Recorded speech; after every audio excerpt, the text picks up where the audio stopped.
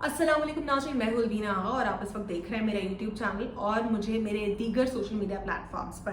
नाज़रीन, इस वक्त मुल्क में जो सूरत हाल है उससे तो आप बेहतर तरीके से वाकिफ़ हैं कि पाकिस्तान में अनफॉर्चुनेटली क्या हो रहा है इस वक्त। अगर जुडिशल सिस्टम की हम बात करते हैं तो इमरान खान साहब का जो फैसला है उसको ऑलरेडी उस फैसले को मुअत्तल कर दिया गया है। वो अलग बात है कि फैसले को लीगल ग्राउंड्स पर, जो उसके इम्पोर्टेंट लीगल ग्राउंड्स थे उस पर जो है मुअत्तल नहीं किया गया, बल्कि कुछ कमज़ोर ग्राउंड्स को उठाकर उसको मुअत्तल करने की कोशिश की गई है।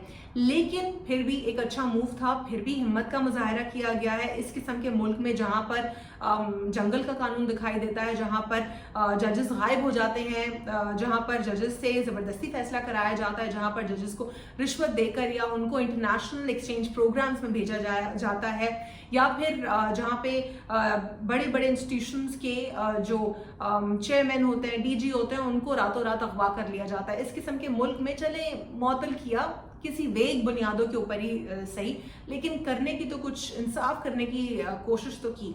खैर, खान साहब अब भी जेल में हैं, उनकी जान को भी खतरा है। खोसा साहब बार बार ये टीवी पर आकर बता रहे हैं, प्रेस कॉन्फ्रेंस कर रहे हैं। एतजाज एहसन साहब का भी उनके साथ होना एक अलार्मिंग साइन है, क्योंकि एतजाज एहसन साहब उनके जो है कभी भी ऐसा नहीं है कि वो पाकिस्तान तहरीक इंसाफ का हिस्सा हैं। हम जानते हैं कि वो किस तरीके से दूसरी पॉलिटिकल पार्टी का एक प्रोमिनेंट फिगर है। अगर वो खड़े हुए हैं इसका मतलब ये है कि लीगल मामला है और एज पर लॉ ये जो मामला है वो दुरुस्त नहीं है और बहुत ख़तरनाक हैं।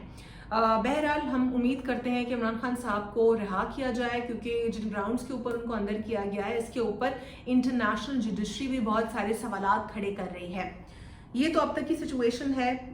परवेज इलाही साहब का सिनेरियो भी हमारे सामने है और इस वक्त जो दीगर मामलात हैं, इस वक्त अवामी मामलात, उन पर मैं बात करूंगी। जिस तरह हम बात करें पेट्रोल प्राइसेस की, इन्फ्लेशन की, गैस इलेक्ट्रिसिटी टैरिफ की और IMF के इतनी बड़ी तादाद में लोन लेने के पाकिस्तान में क्या असरात मुरतब हो रहे हैं, मैं इस पर बात करूंगी। और मैं आपको कंपैरिजन भी दूंगी कि इमरान खान साहब की हुकूमत में पेट्रोल कितने का मिला और 3 साल के अरसे में उन्होंने कैसे कहां तक पहुंचाया। दूसरी जानिब इमरान खान साहब की हुकूमत को गिराते ही US रजीम चेंज के बाद अप्रैल में पेट्रोल कहां तक पहुंचा और अब कहां तक है।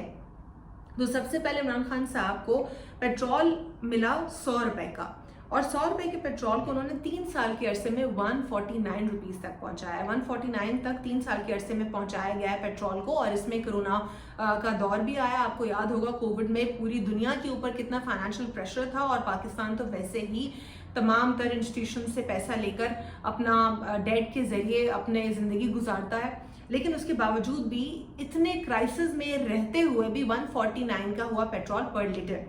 अब आते हैं, हम देखते हैं इमरान खान साहब की हुकूमत को गिराया गया अप्रैल में और उनकी हुकूमत को गिराते ही जो पेट्रोल है उसकी पर लीटर प्राइस 149 से 234 पर लीटर चली गई। यानी आप देख रहे हैं कि ये एक माह भी पूरा नहीं हुआ कि 149 पर लीटर से 234 पर लीटर पर पेट्रोल चला गया। और अब सितंबर 2023 में पेट्रोल की प्राइस है 305 पर लीटर। मतलब अ साइ ऑफ रिलीफ। मतलब क्या इस पर मैं कहूँ कि कैसे कंपैरिजन मैं करूं। हाई स्पीड डीजल 312 पर लीटर।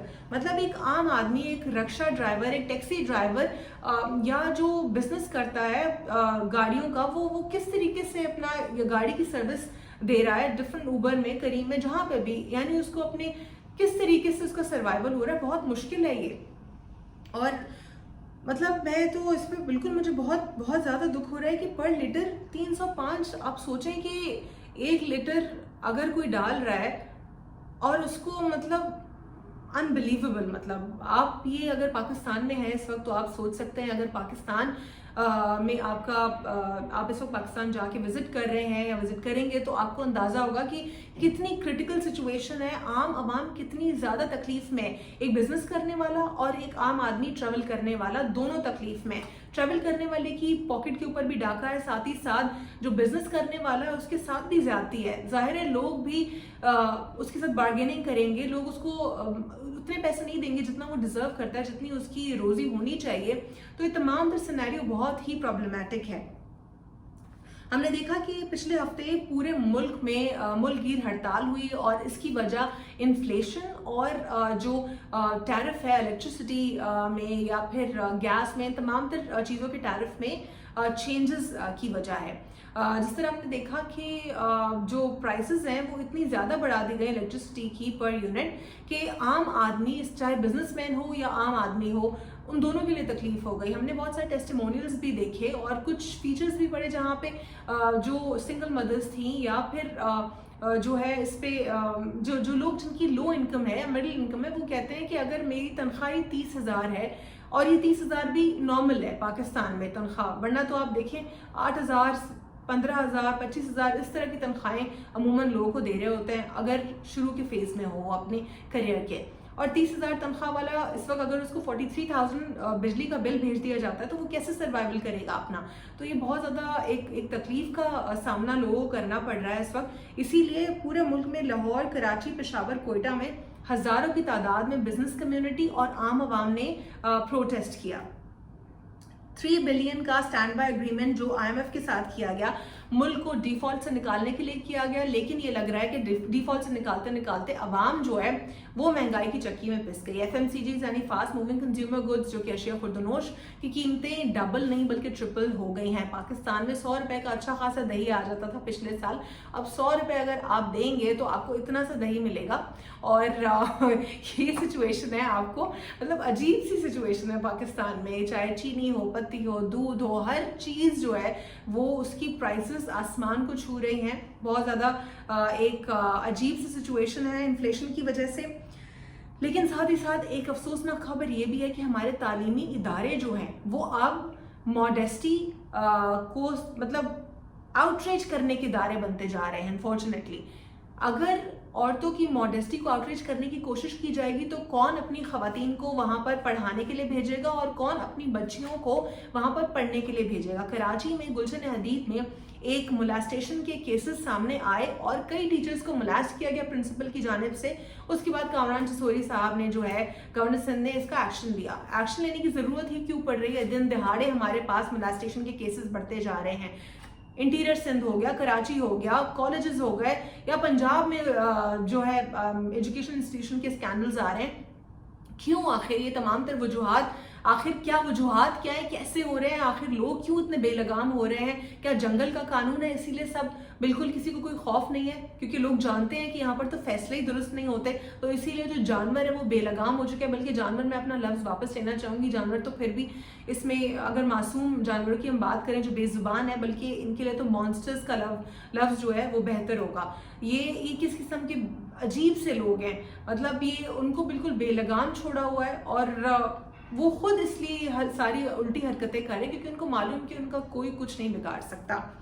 एक अफसोसनाक खबर मैं आपसे शेयर करूं या मैं इसको कहूं कि ये मज़ायका खेज़ खबर है, इसका आप फैसला खुद ही कर लीजिएगा। मुझे ये अफसोसनाक भी लग रही है और मज़ायका खेज़ भी लग रही है क्योंकि पाकिस्तानी रुपए के मुकाबले में अफगान करेंसी 29.3% मुस्तहकम हो चुकी है और ये वर्ल्ड बैंक की रिपोर्ट कह रही है।